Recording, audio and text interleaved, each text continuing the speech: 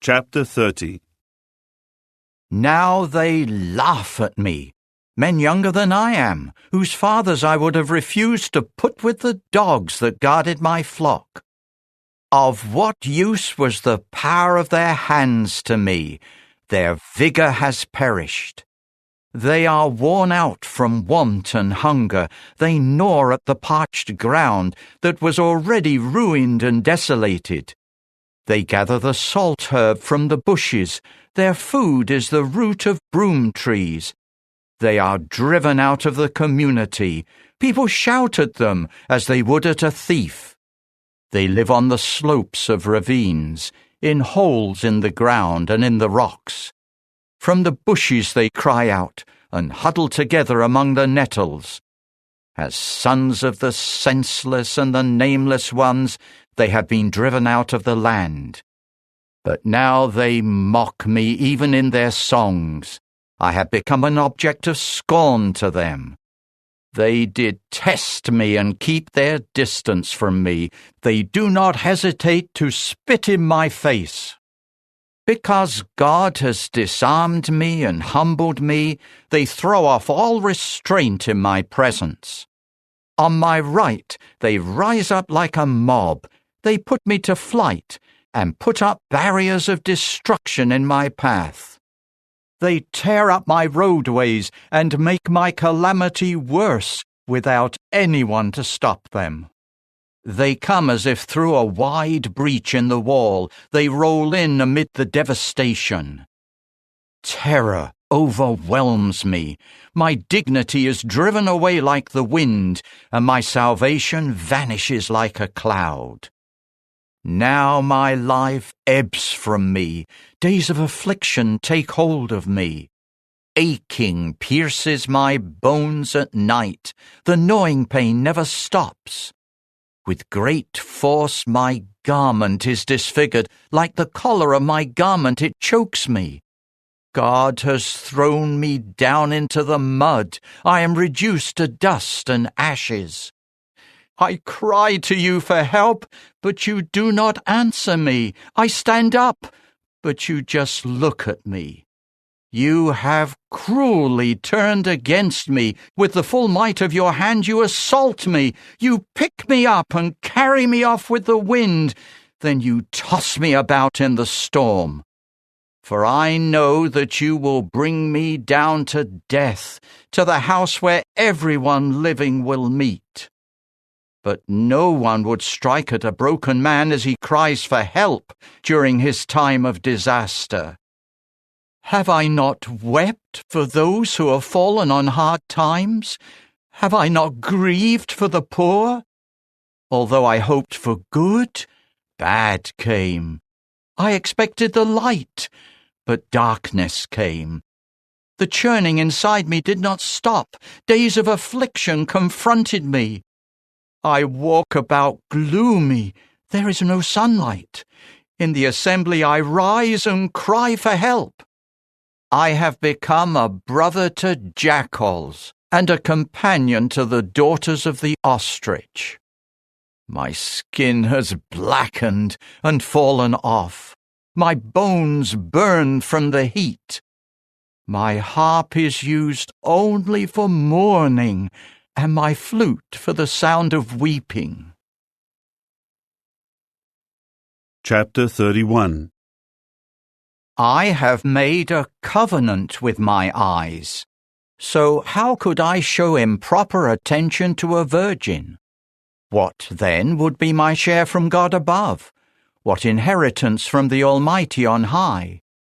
Does not disaster await the wrongdoer, and calamity those doing what is harmful? Does he not see my ways and count all my steps? Have I ever walked in untruth? Has my foot hurried to deceive? Let God weigh me with accurate scales, then he will recognize my integrity. If my footsteps deviate from the way, or my heart has followed after my eyes, or my hands have been defiled, then let me sow seed and someone else eat, and let what I plant be uprooted. If my heart has been enticed by a woman, and I have lain in wait at my neighbor's door, then let my wife grind grain for another man, and let other men have sexual relations with her. For that would be shameful conduct, an error deserving punishment by the judges. It would be a fire that would devour and destroy, consuming even the roots of all my produce. If I denied justice to my male or female servants when they had a complaint against me, what can I do when God confronts me? What can I answer him when he calls for an accounting? Did not the one who made me in the womb also make them? Was it not the same one who formed us before our birth?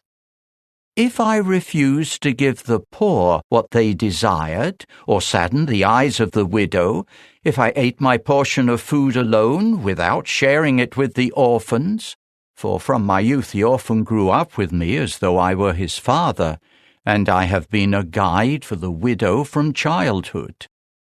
If I saw anyone perishing for lack of clothing, or a poor man with nothing to cover himself, if he did not bless me as he warmed himself with the wool of my sheep, if I shook my fist against the orphan when he needed my assistance in the city gate, then let my arm fall from my shoulder, and let my arm be broken at the elbow. For I dreaded disaster from God, and I could not stand before his dignity.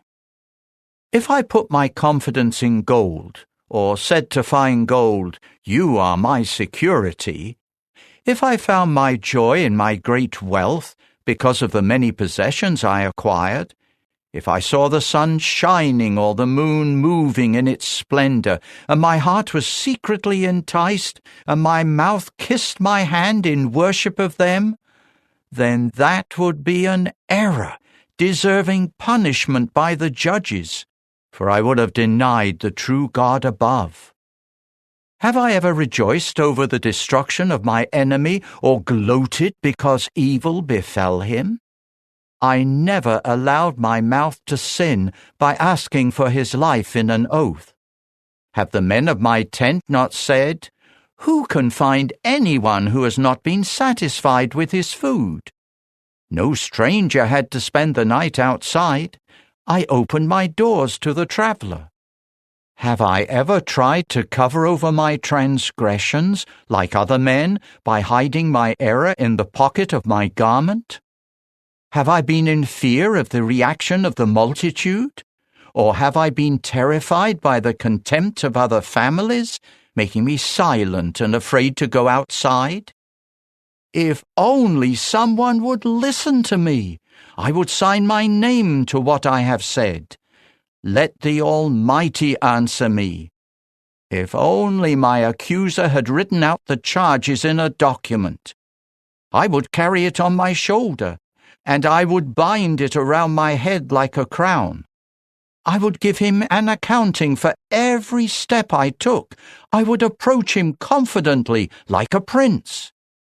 If my own ground would cry out against me, and its furrows would weep together, if I have eaten its fruitage without payment, or if I have caused its owners to despair, then let thorns sprout for me instead of wheat, and foul-smelling weeds instead of barley.